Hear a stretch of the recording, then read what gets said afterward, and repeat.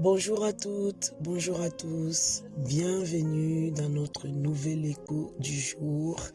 Nous sommes contents, heureux, ravis de vous retrouver en cette magnifique semaine que nous démarrons. Nous vous espérons en pleine forme par la grâce des dieux. Alors, aujourd'hui, le thème, le sujet, la question qui nous a été posée est celle de savoir quelle est la place des amis dans le couple.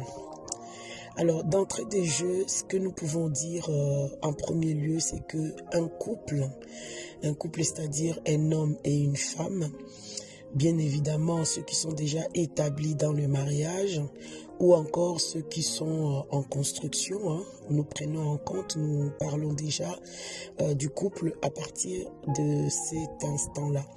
Donc un couple est une entité mystérieuse, vraiment, c'est une entité mystérieuse. Qui dit mystérieuse dit cachées. Il y a des choses qui sont cachées, il y a des choses qui sont voilées, il y a des choses qu'on ne voit pas, qu'on ne comprend pas, qu'on ne saisit pas. Pourquoi c'est caché? Pourquoi c'est mystérieux? Tout simplement parce que le couple est, le couple ou le mariage en tout cas est une institution qui est spirituelle. Et qui dit spirituel, c'est-à-dire que on ne voit pas à l'œil nu. C'est pas ce qu'on voit avec nos yeux. Un couple, un mariage, c'est pas voir un homme et une femme là, et puis ils sont mariés, ils ont un foyer, une maison. C'est bien au-delà de ce que nous pouvons voir sous ces apparences de deux personnes qui marchent ensemble, la main dans la main, qui s'embrassent, qui construisent une vie, qui ont des enfants. C'est bien au-delà. Ça veut dire que la réalité, au fait, du couple, le sens même va au-delà des apparences que nous pouvons voir avec nos yeux physiques. Pour comprendre, pour voir la profondeur de ce que c'est, ou la compréhension en tout cas, l'essence, le fonctionnement, les enjeux, les valeurs, bien cerner le couple, il faut avoir la capacité à voir au-delà de ce que nous voyons physiquement avec nos yeux. Au-delà de voir un couple comme ça simplement qui fonctionne, il faut le voir derrière les rideaux en fait. Et cette capacité-là, on appelle ça le discernement. Les discernements, la capacité à voir au-delà de ce que les yeux physiques voient. Et c'est ça en fait le couple. Le couple est une entité qui est spirituelle et qui fonctionne. Ces réalités sont au-delà de ce que nous pouvons voir. Si on ne voit pas ce qu'il y a derrière sa réalité, au fait, qui est cachée derrière les rideaux du spirituel, on ne comprendra jamais ce que c'est que le couple. Et on aura du mal non seulement à l'établir, mais aussi à le faire fonctionner comme cela se doit. Ça, c'est vraiment le premier critère, fondement qu'on peut mettre en avant. La deuxième chose sur quoi on va souligner, c'est que l'essence même du couple, c'est-à-dire la base, l'essence, c'est-à-dire la substance du couple, c'est que le couple doit fonctionner dans l'unité. Dans l'unité. Ce qui donne tout l'essence ou toute la valeur ou tout le, l'essence, aussi bien sens S-E-N-S, aussi bien E-S-S-E-N-C-E. L'essence, c'est-à-dire la substance même du couple, c'est l'unité. L'unité spirituelle, l'unité émotionnelle et l'unité physique. Tous les domaines de la vie du couple finissent par fusionner parce que ils deviennent absolument une seule chair. Un couple qui fonctionne bien, c'est ces couples qui fonctionnent sur la base de l'unité. ils finissent par parler un seul langage. Ils finissent par avoir une seule parole, au fait. Ils sont unis dans leur vision de la vie, dans le principe de la vie. Ils sont d'accord sur les valeurs qui régissent leur vie. Ils sont d'accord jusqu'à s'accorder sur la nourriture qu'ils vont pouvoir manger chez eux. S'il y en a un qui dit, voilà, bon, moi ça me dit pas, bon, ok, bon, il n'aime pas trop, ça me fait pas plaisir non plus, hein, à le manger tout seul, parce que bon, on est devenu, au fait, une seule chair, au fait. Ça, c'est le deuxième point qu'il faut considérer. Le couple qui fonctionne selon le principe du couple, hein, c'est les couples qui fonctionnent sur la base de l'unité.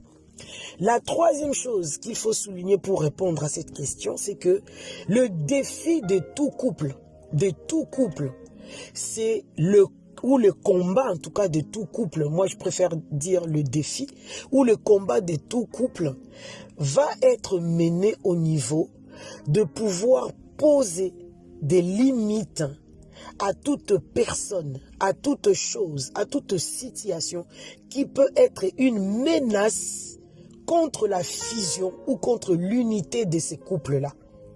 Ça peut être les enfants, les parents, les grands-parents, le cousin, tout ça là, les amis, le travail, toute situation, toute relation qui est une menace pour l'unité du couple doit être regardée avec des grands yeux. Parce que la survie de votre couple se trouve dans le fait de pouvoir bien fonctionner toujours dans l'unité. Comment faire? Comment faire si je discerne que dans ma relation avec tel parent, avec tel enfant, avec tel ami, avec tel collègue, avec telle situation, ça met en mal l'unité que j'ai avec le couple? Quelqu'un va me dire, mais de quoi tu parles? Qu'est-ce que tu veux dire? Ben oui, je suis fusionné avec mon époux, avec ma femme, et je vois que la relation avec tel ami me pousse à être désuni avec mon mari ou avec ma femme. Du genre, ma femme aime bien ou mon mari aime bien que le week-end ou qu'on fasse des courses ensemble ou qu'on aille au restaurant ou qu'on fasse ceci ou qu'on puisse, je sais pas, donner ou... Peu importe ce que le couple met en place pour la fusion, pour l'unité. Et puis tu as cet ami ou ses parents ou... non, pourquoi tu veux rester avec ta femme? Viens avec moi, viens m'aider, viens faire ci. Mais non, toi aussi avec ta femme, avec ton mari, tu exagères, vous êtes tout le temps collés. Ah oui, tu peux... Il y en a qui peut être très subtil dans cet art de diviser au fait. Et c'est à nous, c'est à toi qui es dans le couple, à chacun des partenaires de prendre conscience que telle relation ou telle autre relation est en train de mettre en mal l'unité de mon couple et de veiller, non seulement avec sagesse, bien entendu, de recadrer, de dire, ah non, où est-ce que tu m'amènes là? Oh non, j'ai prévu ça avec mon époux ou avec ma fiancée ou non, je vais aller dans ce sens-là parce que tu as en vue l'unité, la construction de l'unité. Mais si la personne, ça peut être très flagrant, tout comme ça peut être très subtil, mais à nous de cultiver le discernement et de prendre conscience que telle attitude de telle personne ou de telle situation, ça c'est une entrave ou une menace contre l'unité de mon couple. Et c'est tenir devant cette menace et de le recadrer, de le repositionner à son bon endroit pour que le couple puisse fonctionner correctement dans l'unité. Parce que s'il n'y a pas d'unité, le couple n'existe pas non plus. Le couple n'existe pas. Donc le combat, la lutte, le défi du couple, tous les jours de sa vie, va être de pouvoir maintenir cette unité tout le temps, chaque jour. C'est le défi du couple. Ne vous trompez pas, ne vous laissez pas séduire en vous disant, ben ouais, c'est un tel, j'aime bien. Si tu peux pas être ici et là, au fait. C'est pas possible. C'est pas possible. S'il n'y a pas d'unité, il n'y a pas cette volonté de s'unir corps et âme avec le partenaire de la vie, et que tu es encore uni. C'est pour ça d'ailleurs, la parole nous dit dans le livre de la Genèse, dès que le Seigneur a institué l'institution du mariage, ce qu'il va dire, c'est que ainsi l'homme quittera son père et sa mère et s'attachera à sa femme. Ça veut dire que tu dois quitter toute autre relation qui serait une menace pour l'unité de ton couple pour aller t'unir et devenir une seule chair. Tu en as le droit. Et s'il le faut, si par sagesse, avec gentillesse, recadrage ne suffit pas, s'il faut être ferme avec n'importe quelle relation, les mettre à l'écart pour préserver l'unité, s'il faut en arriver là, il faut en arriver là. Parce que ce qui est correct, concevable pour Dieu, d'après la loi ou le principe qui régit le couple, c'est l'unité du couple. C'est sans concession. C'est sans concession.